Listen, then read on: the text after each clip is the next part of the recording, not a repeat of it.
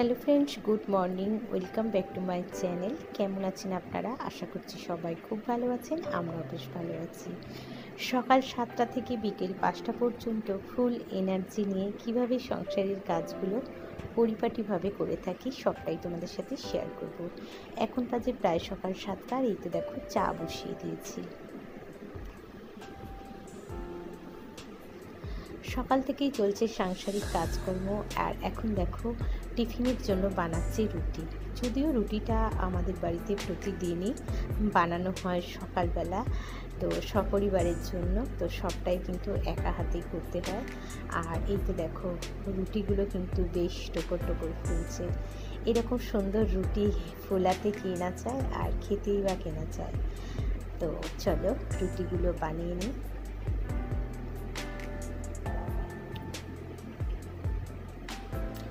সকালবেলা যদি রুটিগুলো এভাবে ফোলে, মনটাও কিন্তু বেশ ফোলা ফোলা থাকে।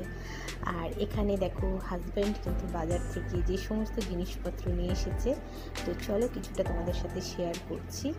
আর এই তো চাল, তার সাথে আছে কমপ্লান, তো এই সমস্ত টুকিটাকি জিনিস আনা হয়েছে। কিন্তু বিশ্বাস করবে না, এখন অনেকটাই কাজ আছে, তাই এগুলো এখন তোলার মতো কোনো সময় নেই। তার কারণ স্কুল টাইম, অফিস টাইম সবটাই কিন্তু সামলাতে হবে।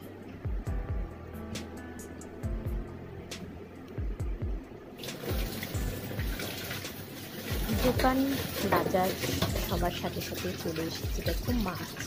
তো মাছটা যদিও আমার 7:30 স্টোর থাকে, কিন্তু কখনো কখনো কিন্তু সকালবেলাও আমাকে এইভাবেই মাছ মাংস রেডি করে নিতেই হয়। তো সমস্ত মাছগুলো দেখো বেশির মধ্যে কিন্তু একদম ঢেলে দিয়েছি। তো এভাবে ধুলে কি হয় বলো তো, একটু তাড়াতাড়ি ধোয়া হয়ে যায়।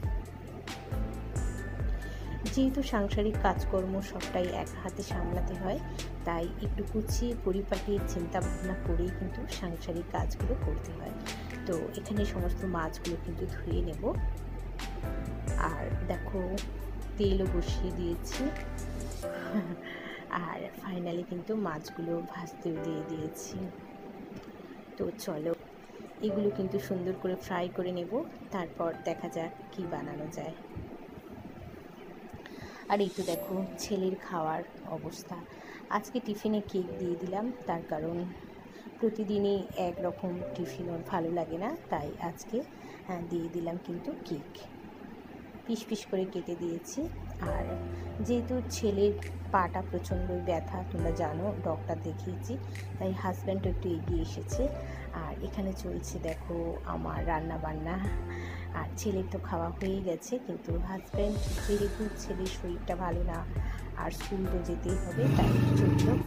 আর এদিকে দেখো আমি তো একেবারে ঘাম ঝরিয়ে যাচ্ছি, তার কারণ ওকে ছেড়ে এসে আবারও হাজব্যান্ড যাবে অফিস, তো ওনাকে খেতে দেয়া, ওনার লাঞ্চ বক্স গোছানো সবটাই কিন্তু বাকি আছে।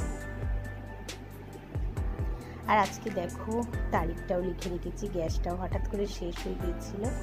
আর যদিও ব্লগটা 2-1 দিন আগেরই তোমাদের সাথে শেয়ার করতে পারি, তার কারণ এডিট করা, এক্সপোর্ট করা এগুলো হয়ে ওঠেনি। অবশেষে দেখো ডিমের একটু কারি বানিয়ে রাখছি, তার কারণ ছেলে মাছটা অতটা পছন্দ করে না। তো দেখো ফাইনালি সমস্ত কাজকর্ম সমস্ত কমপ্লিট হয়ে গেছে। আর এখন দেখো স্নান টান করে চলে এসেছি, আর একটু ময়েশ্চারাইজার অ্যাপ্লাই করে নিলাম। তো চলো কী কী কাজকর্ম কমপ্লিট হয়েছে তোমাদেরকে একটু দেখিয়ে দিই, আর কী কী রেসিপি আজকে বানিয়েছি। তো তখন তো তোমাদের সাথে পুরোটা শেয়ার করতে পারিনি। তো চলো, এরপর আছে ছেলেকে স্কুল থেকে আনতে যাবার, আর এখন বাজে প্রায় দুপুর 2:30। চলো, পুরো কিচেন কিন্তু কমপ্লিট হয়ে গেছে ক্লিন করা। আর দেখো প্রতিদিন এই বটি আমাকে কিন্তু ধুতে হয়, এই দেখো মাজতে হয় 2-3 বার ধরে।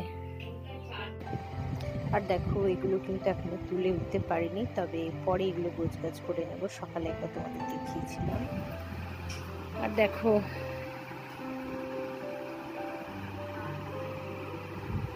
সমস্ত কমপ্লিট। আর এই দেখো এই যে বাটিটা, এটা ফেটে গেছে, তো ইচ্ছা আছে আজকে এই হরি গাছটার বাটিটা পাল্টাবো। চলো, এই যে মেলায় গিয়েছিলাম, মেলা থেকে এইটা কিনে নিয়ে এসেছি, ঠিক আছে, ঠাকুর বসাবার জন্য। তো সমস্ত এটা এখন পরিষ্কার করে বসাতে হবে। তারপরে এখানে দেখো ছাদে সবসময় যেতে পারি না, তো এখানেই আমি তুলসী মাকে জল দিই। তো এখন ফাইনালি এই বাটিটা, এই টবটার মধ্যেই কিন্তু তুলসী মাকে বসাবো। চলো,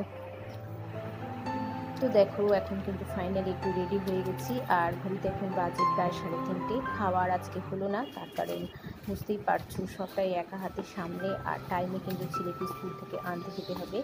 আর রাস্তা একদম ফাঁকা, একটা টোটো পেলাম না, তাই ভাবলাম চলো হাঁটতে হাঁটতে চলে যাই। আর এই দেখো একদম কিন্তু রাস্তা ফাঁকা, আর বান্ধবীদের সাথে তো দেখা হয়েই যায়। তো দেখা যদি হয়ে যায়, ওদের সাথে কিন্তু গল্প করতে করতে একদম চলে যাব স্কুলে। তো চলো আবারও পরে দেখা হচ্ছে। গুড ইভিনিং বন্ধুরা। তো এখন বাজে প্রায় ঘড়িতে বলতে পারো 4:45। সবে মাত্র এসেছি ছেলেকে নিয়ে, আজকে একটু দেরিতেই ছুটি হয়েছে। আর যেহেতু ওদের স্কুলে একটু প্রোগ্রাম এই সমস্ত কিছু হচ্ছে। আর এই দেখো ছেলে এসে বইটাকে কোনো রকম রেখে একদম হাত মুখ ধুয়ে ফ্রেশ হয়ে ঘরে চলে গেছে। আর এখন ওর টিফিন বক্স, জালের বোতল সবটাই বের করে নিচ্ছি। তো এভাবেই চলছে কিন্তু সাংসারিক কাজকর্ম। আর আজকে হাজব্যান্ড একটু হেল্প করেছে, যে ছেলেকে একটু জুতো মোজাটা পরিয়ে দিয়েছে, নাহলে ওটাও আমাকে করতে হয়, যেহেতু আমি কিচেনে একটু রান্নাবান্নায় ব্যস্ত ছিলাম, তো তার জন্য। তো চলো এই সমস্ত জিনিসপত্রগুলো গুছিয়ে নিই। আর দুপুরবেলা তাড়াহুড়োতে তোমাদের সাথে শেয়ার করা হয়নি যে আজকে কী বানিয়েছি। তো চলো সবটাই কিন্তু তোমাদের সাথে শেয়ার করব। আর এই দেখো ডাইনিং টেবিলে সবটাই কিন্তু পড়ে আছে, যেহেতু ছেলে এসে খায় তাই একটু জোগাড় জাতি করে রেখে গেছি। আর আমারও খাওয়া দাওয়া হয়নি, এখন ছেলে আর আমি একসাথেই খাবো। এই দেখো এখানে মাছের একটু ঝাল বানিয়েছি, আর এই তো ভাত। হাজব্যান্ড তো সকালবেলা চলেই গেছে। আর এই যে ডিমের কারি। তো এই হয়েছে আজকে আমাদের দুপুরের লাঞ্চ মেনু। তো চলো এখন খাওয়া দাওয়াটা সেরে নেব। আর ঘড়িতে প্রায় বলতে পারো লাগভাগ 5টাই বেজে গেল। 15 মিনিট এদিক ওদিক কাজ করতে করতে, আর এই তো দেখো মাছের একটা তরকারি বানিয়েছিলাম।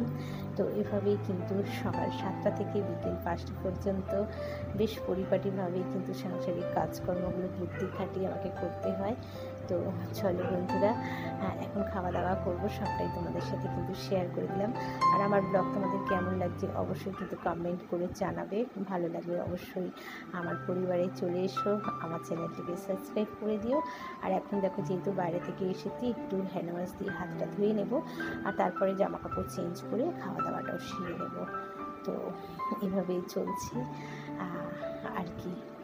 তো সবটাই চেষ্টা করছি তোমাদের সাথে শেয়ার করার। কেমন লাগছে অবশ্যই কিন্তু তোমরা কমেন্ট করে জানিও। আর চলো এরপর খাওয়া দাওয়া সেরে ছেলেকে একটু হোমওয়ার্ক করানোর আছে, তারপরে আবার টিউশন। তো এভাবেই চলছে আর কি। তো চলো বন্ধুরা, আজকের মতো এই পর্যন্ত। দেখে নাও এখন 5টা 10। সবাই খুব ভালো থাকো, আজকের মতো এই পর্যন্ত।